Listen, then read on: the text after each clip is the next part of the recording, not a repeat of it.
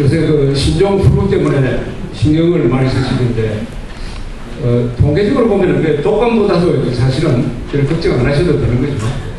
우리나라에서 아마 독감으로 이 연간 돌아가시는 분들은 집계를 안 하지만 아마 몇천 명이 될 겁니다. 미국에는 독감으로 1년에 죽는 사람이 20만 명입니다. 신종 플루라는 게 여러 가지 이제 합병증을 유발할 때 그렇게 되는 건데, 어제 제가 다니는 교회 갔더니 손 씻고 악수 안 하기로 하자고 해가지고 악수를 안 했어요. 끝나고 날 때. 왜 목사님이 써가지고 악수하지 않습니까? 당분간 악수하지 말자고. 그래서 손만 잘 씻으면 된다고. 너무 걱정하지 마시고. 지금 저하고 우리 김동길 선생님하고 김성욱 이 세 사람이 국민행동보건부 주최로 전국 강연을 쭉 하고 있습니다. 지난 7월, 8월에 1차 했고, 이번에 2차례, 두 번째는 조금 작은 도시, 지난주에는 춘천에 갔다 오고, 오는 목요일, 9월 17일은 마침 서울올림픽 21주년 되는 날인데, 울산에서 하기로 했습니다. 울산에서 오후 2시에 울산시청 뒤에 있는 종합체육관이라는 데서 하기로 했습니다. 여기서 뭐 울산 가실 분은 안 계시겠지만 혹시 울산 사는 분들 계시면 많이 알려주시기 바랍니다. 춘천에서 했을 때도 많은 분들이 오셨어요. 춘천 인구가 20만 밖에 안 되는데 한 500명 정도 오셨습니다. 인구 비례로 하면은 서울에서 한 2만 명 모인 거하고 마찬가지입니다. 더구나 그 위치가 별로 좋지 않는데도 그렇게 많이 오신 것은 여러 가지로 이제 답답한 게 있는데 이것을 풀어줄 언론이나 정치 세력이 없으니까 직접 이야기를 한번 들어보시자는 그런 생각이었던 것 같습니다. 오늘 말씀드릴 것은 마침 이번 주일이 서울올림픽 21주년이 되는 해입니다.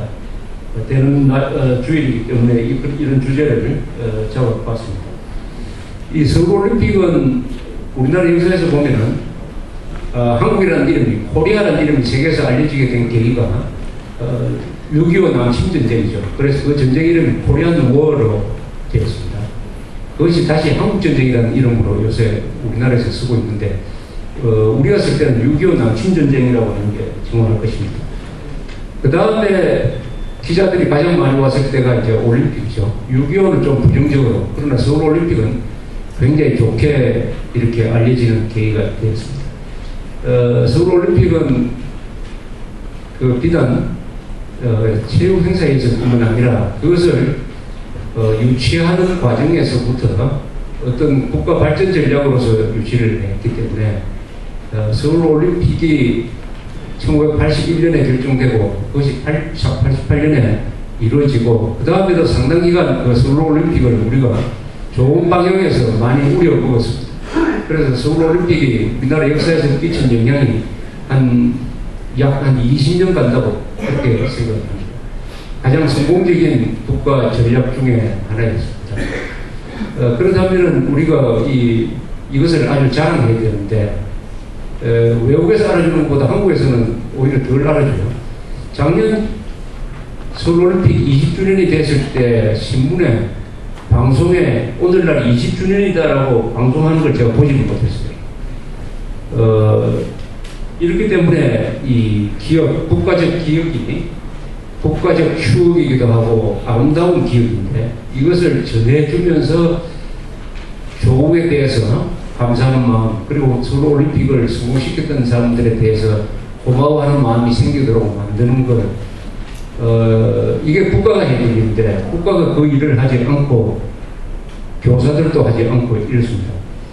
요새 고등학교에서 쓰는 교과서 중에 제가 하나를 봤더니 뭐 다른 이 민주화 운동이라든지 광주 사태라든지 이런 것은 또 6.15 선언이라든지 이런 것은 자세하게 설명해 놓으면서 요 88 서울올림픽에 대해서는 딱 한 줄이 나와요. 한 줄.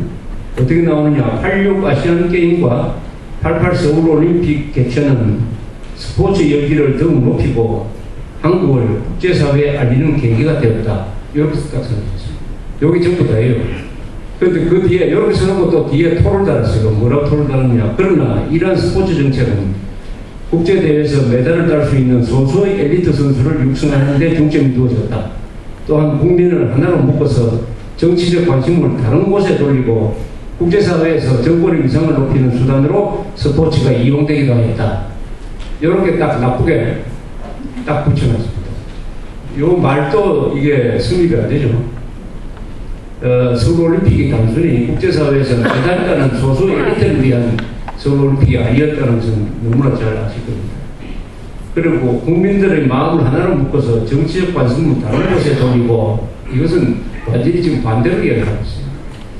서울올림픽은 국민을 묶어서 한 마음으로 만든 건 사실이지만 서울올림픽이 있었기 때문에 우리가 민주화가 이런 식으로 이루어진 것입니다. 이 민주화에 서울올림픽이 아주 중요한 역할을 했어요. 그건 나중에 설명드리겠지만. 그 다음에 국제사회에서 정권의 위상을 높이는 수단으로 이용되었다. 국제사회에서 정권의 위상이 높아진 게 아니라 대한민국의 위상이 높아진 거 아닙니까? 서울올림픽 때문에 전두환 정권의 위상이 높아졌습니까? 대한민국의 위상이 높아졌지. 이런 식으로 하여튼 악랄하게 이 부정하려고 하는 것은 바로 이자들이 친북 좌익 세력이기 때문에, 즉 북한한테 유리한 것은 교과서에서 크게 가르치고 대한민국한테 유리한 것, 대한민국한테 좀 득이 되는 그런 이런 식으로 축소를 하면서 그것도 꼭 꼬투리를 달아가지고 우리 젊은 미래의 이 젊은 세대가 그냥 흔쾌하게 순수하게 받아들이지 못하도록 할게 비비고는 아주 교육적으로 이 치사한 방법을 이렇게 동원을 하고 있습니다. 그래서 서울올림픽 이야기가 이런 자리에서나마 이야기가 되어야 이게 기록으로서는 기억으로서 계속 이어질 것이다 이렇게 생각합니다. 그 전에 지난주에 있었던 사건들을 이렇게 일별을 해보면은 북한이 디엠젠트 북쪽에 있는 그 댐 문을 열어가지고 홍수를 일으켜가지고 6명이 죽은 사건에 대해서 우리 정부는 제일 처음에는 유감 표명을 하다가 그 다음에 여론이 악화되니까 사과를 요구를 했어요. 사과 요구하는 걸로 지금 끝났습니다. 사과를 요구합니다. 그럼 북한한테 사과를 요구해가지고 북한이 사과하면은 뭐 좋은 일이 있습니까? 사과하면 그걸로 끝 아닙니까? 북한이 남한에 대해서 몇 차례 사과를 했어요. 사과를 하고 나서 똑같은 또 도발을 하니까 북한한테는 사과를